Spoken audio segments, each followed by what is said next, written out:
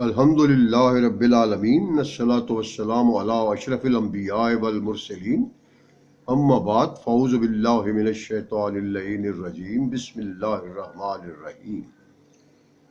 ہمارا موضوع پہلی اس سے پہلی ویڈیو میں جناب امام علی مقام امام حسین علیہ الصلاۃ والسلام کے زائرین کے مقام کے بارے میں تھا، تو اب یہ ویڈیو بھی آپ کے پاس جو جائے گی ابھی آپ دیکھیں گے، اس میں بھی زائرین امام علی مقام کا ان کا جو ہے وہ زائرین کا مقام اس کے بارے میں یہ بھی ذکر ہوگا۔ تو ذکر ہو رہا تھا ابن وہب کا کہ جو وہاں پر زائر امام بننا چاہتا تھا، جو امام علی مقام کی زیارت کے لیے جا رہا تھا، اس کو فرشتوں نے روکا ہوا تھا کہ فرشتوں نے کہا کہ یہاں پر ابھی جناب موسیٰ ابن عمران علیہ الصلوۃ والسلام فرشتوں کے ساتھ، جبرائیل کے ساتھ اور فرشتوں کے ساتھ، ملائکہ کے ساتھ زیارت امام علی مقام کو تشریف لائے ہوئے ہیں، تو لہٰذا تم ابھی باہر رہو اور جب وہ چلے جائیں گے تو تم پھر امام علی مقام کی زیارت کو آ جانا۔ تو وہ کہتا ہے، ابن وہب کہتا ہے کہ وہ جب چلے گئے، جب موسیٰ ابن عمران علیہ الصلوۃ والسلام نے زیارت امام علی مقام کو وہ کر لیا، زیارت سے فارغ ہوئے، تو میں پھر ایک ٹیلے کی اوٹ میں چھپ رہا۔ جب صبح طلوع ہو گئی تو اپنی جگہ سے اٹھا اور قبر شبیر کی طرف بڑھا۔ اس وقت کوئی بھی حائل نہ ہوا۔ میں قریب آیا، زیارت پڑھی، قبر کا بوسہ لیا، نماز صبح ادا کی اور قلت وقت کی وجہ سے فوراً واپس آ گیا۔ آگے دوسرا واقعہ ہے، اسرار شہادت میں علامہ دربندی نے ایک زائر کا واقعہ لکھا ہے۔ وہ کہتے ہیں کہ ہمارے زمانہ میں بصرہ میں ایک نصرانی بہت بڑا مالدار تھا اور دولت مند تھا۔ ایک مرتبہ اس نے بغرض تجارت بصرہ سے بغداد آنے کا ارادہ کیا، اپنے سامان تجارت کشتیوں میں لدوایا، اپنے نوکروں کے ساتھ چل پڑا۔ راستہ میں ڈاکہ پڑا، اس کے کچھ غلام مارے گئے، کچھ بھاگ گئے، وہ خود قتل سے بچ گیا، لیکن ڈاکوؤں کی جسمانی تشدد کی وجہ سے بے حال ہو گیا۔ ڈاکوؤں نے اسے دنیا سے انتہائی دل برداشت کر دیا۔ ساحل خلیج پر اودے منہ پڑا تھا، قریب ہی ایک بستی تھی۔ ان میں سے ایک شخص نے اسے بے حال خاک پر پڑا دیکھا تو وہ اٹھا کر قبیلہ میں لے گیا۔ شیخ قبیلہ کو اس کے متعلق بتایا، اس نے کہا کہ اسے میرے ہی ڈیرا پر لے آؤ۔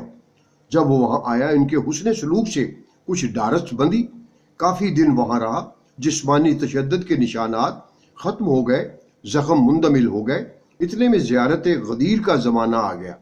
شیخ قبیلہ نے اسے بتایا کہ ہم سالانہ اپنے مولا جناب مولا کائنات جناب علی علیہ السلام کی زیارت کو 18 ذی الحج کو جاتے ہیں۔ ہم اس سفر میں کافی مدت لگ جاتی ہے۔ اب آپ پورے قبیلہ سے واقف ہیں، امید ہے آپ کو احساس تنہائی نہیں ہوگا۔ ہم زیارت کے بعد واپس پلٹ آئیں گے۔ اس نے شیخ قبیلہ سے کہا کہ آپ کی نوازشات اتنی ہو گئی ہیں کہ میرا اپنے گھر بصرہ واپس جانے کو جی نہیں چاہ رہا۔ میں آپ سے کیسے جدا رہ سکتا ہوں؟ میں بھی آپ کے ساتھ چلوں گا۔ شیخ قبیلہ نے کہا، بندہ خدا، ہم تمام پیدل جائیں گے، کیونکہ ہمارے عقیدہ کے مطابق زیارت پر پیدل جانے کا بہت بڑا ثواب ہوتا ہے۔ ہم تو اپنی عقیدت کے پیش نظر جائیں گے، تو کیوں اپنے آپ کو اس تکلیف سے دوچار کرتا ہے؟ اس نے جواب دیا، آپ میرے محسن ہیں، آپ کو اپنے امام اور مسلک سے عقیدت ہے، اور مجھے اس مصیبت کے بعد آپ سے عقیدت ہے۔ اگر میرا محسن اپنے امام کی عقیدت میں پیدل چل سکتا ہے تو میں بھی اپنے محسن کی عقیدت میں محسن کا ساتھ پیدل دے سکتا ہوں۔ میں پیدل ہی چلوں گا۔ شیخ قبیلہ نے کہا، دیکھ، ہم وسیع المشرب ہونے کے باوجود بعض مقامات پر اپنے مذہبی اصول نہیں چھوڑ سکتے۔ کہیں ایسا نہ ہو تجھے وہاں ذہنی کوفت ہو اور تو ہم سے ناراض نہ ہو جائے۔ نصرانی نے کہا، میں آپ کے کسی معاملہ میں مداخلت نہیں کروں گا، آپ کے ساتھ میں بھی آپ کے مولا کی زیارت کر لوں گا۔ شیخ قبیلہ نے کہا، اسی بات کے لیے تو میں آپ کو منع کر رہا ہوں، چونکہ نصرانی ہیں اور ازرو قرآن جو شخص حضور کی نبوت کا قائل نہیں، وہ ہماری کسی بھی عبادت گاہ میں داخل نہیں ہو سکتا۔ آپ میرے امام کے حرم میں داخل نہیں ہو سکیں گے، کہیں آپ وہاں محسوس ہی کر جائیں۔ نصرانی نے کہا، میں آپ کے امام کے حرم یا کسی مسجد میں قدم تک نہ رکھوں گا، لیکن آپ کے ساتھ ضرور آؤں گا۔ قافلہ زیارت چل پڑا۔ نصرانی ان کے ساتھ رہا۔ نجف اشرف سے زیارت غدیر کے بعد قافلہ کربلا معلیٰ آ گیا۔ اتنے میں عشرہ محرم آ گیا۔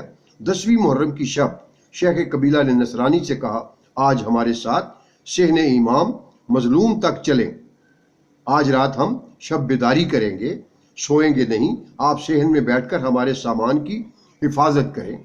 نصرانی بخوشی راضی ہو گیا۔ صحن میں آ کر ان کے سامان کی حفاظت کرنے لگا۔ پوری رات عزاداروں کا نہو شعن، گریہ آہو بکا سنتا رہا اور سینہ زنی دیکھتا رہا۔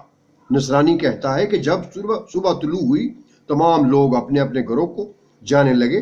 ابھی تک شیخ قبیلہ اور اس کے ساتھی واپس نہیں آئے تھے کہ میں نے حرم سے ایک انتہائی وجیح اور باعظمت شخص کو صحن میں آتے دیکھا۔ اس کے ساتھ 2 آدمی اور تھے جن کے ہاتھوں میں رجسٹر تھے۔